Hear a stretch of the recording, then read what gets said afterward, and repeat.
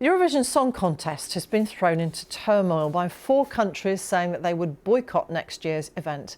Ireland, Spain, the Netherlands and Slovenia had wanted Israel to be excluded because of the war in Gaza, but the European Broadcasting Union decided the country could take part. Our arts correspondent David Silito reports.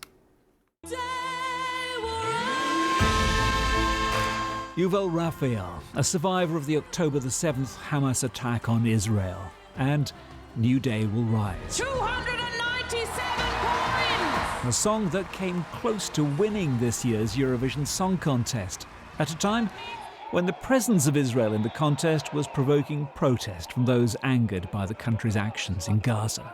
That, and concerns about how Israel managed to win so many votes, is what led to this summit meeting of the body that runs Eurovision, the EBU. There are deep divisions, but the outcome at the end, Israel will compete next year. What I'm pleased is the membership have had a full opportunity to debate it, and I can tell you it was a full, frank, honest and quite moving debate. But as we can see from the emphatic result, what they really came together on is a belief that Eurovision Song Contest shouldn't be used as a political theatre. España no participará.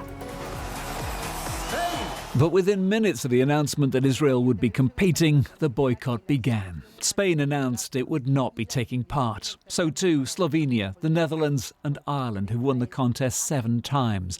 Ireland's RTE said its participation would be unconscionable. Israel's broadcaster Can described it as a cultural boycott. And for the fans in Israel, a sense of disappointment.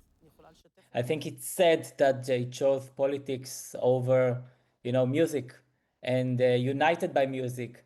And I hope maybe if there is a chance that they will reconsider, it will be great.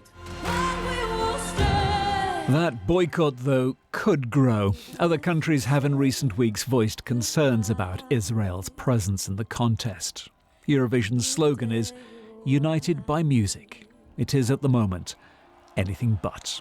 David Silito, BBC News. New day will rise.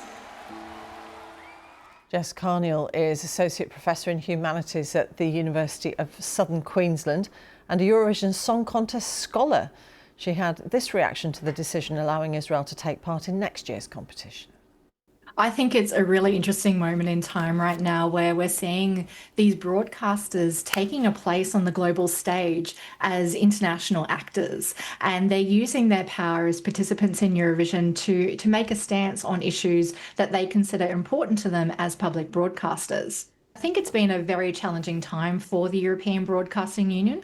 What we have seen in the past couple of years since October 7th has been a decline in trust by the audiences and also from the broadcasters, and that's where this push to have some sort of discussion and vote around Israel's participation has come from. The EBU are in a difficult situation in that, on the one hand, there seems to be a precedent in the exclusion of Russia a couple of years ago, which they insist is a very different situation.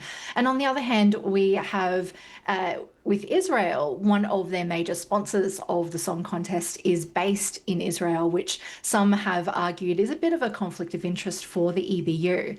However, the EBU are also trying to protect Kan, the Israeli broadcaster, that has a really contentious relationship with the Israeli government. So they've had a whole lot of movable pieces in this that have been incredibly difficult to navigate. It still remains to be seen whether or not this was the correct way to go. We'll have to see what the impact of this and whether or not the EBU is going to have to respond again to that impact.